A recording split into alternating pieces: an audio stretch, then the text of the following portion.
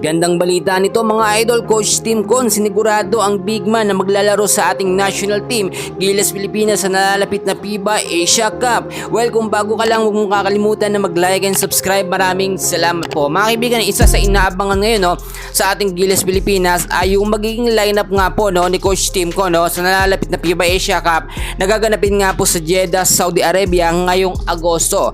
May problema pa rin po kasi tayo sa lineup mga kaibigan dahil nga po alam naman natin kailangan natin palakasin ng depensa ng ating Gilas Pilipinas. Nasa group D tayo at malalakas po ang ating mga kalaban doon. Kasama dyan ang Chinese Taipei na tumalo sa atin, ang kupunan ng New Zealand, matatangkad huyan, at ang kupunan po ng Iraq. Sa pagkakataong ito mga kaibigan, nahin na rin sa ating mga update. Si Coach Tim Con ay nakagawa na ng paraan. Ito ang sinasabi ko sa inyo, si Kai Sotto mga idol, ang sinasabi kong siguradong magiging big man ng ating national team para nga po sa nalalapit na FIBA Asia Cup. Well, alam naman natin may injury pa or injured pa ngayon si Kai Sotto, pero ayon na rin sa ating mga nakuhang update, posible itong makahabol sa Gilas Pilipinas 12-man full all sa lineup po ni Coach Tim Con. Kung titignan nyo mga kaibigan, so far tuloy-tuloy ang paggaling ng ating pambato na si Kai Sotto, at nito lamang ay nakabalik na nga siya sa bansang Japan sa kanyang kupunan na Koshigaya Alpas.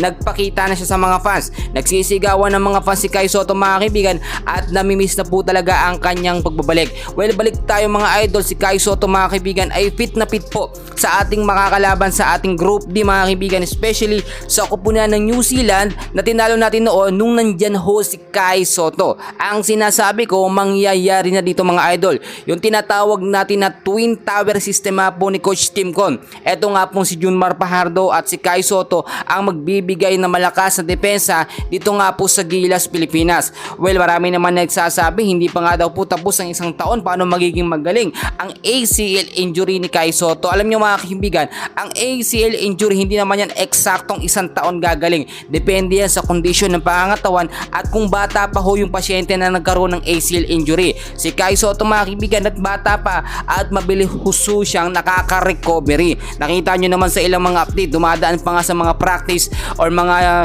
training mga kaibigan itong si Kai Sotto para mabilis ang kanyang paggaling. Well, para sa akin mga kaibigan, si Coach Tim Con hindi lamang dapat mag-focus sa depensa ng Gilas Pilipinas. Yung mga shooting guard natin, magiging available yan at makakasama po sa lineup ng Gilas Pilipinas. Marami nagsasabi hindi na daw dadagdagan o hindi na daw babaguhin ni Coach Tim Con ng Gilas Pilipinas. Nagkakamali kayong mga idol. Kapag hindi binago yan ni Coach Tim Con, 100% baka Chinese Taipei lang talunin na tayo mga idol. Yan muna ang update ko sa inyo. Please huwag niyong kakalimutan na mag-like and subscribe. Maraming salamat po.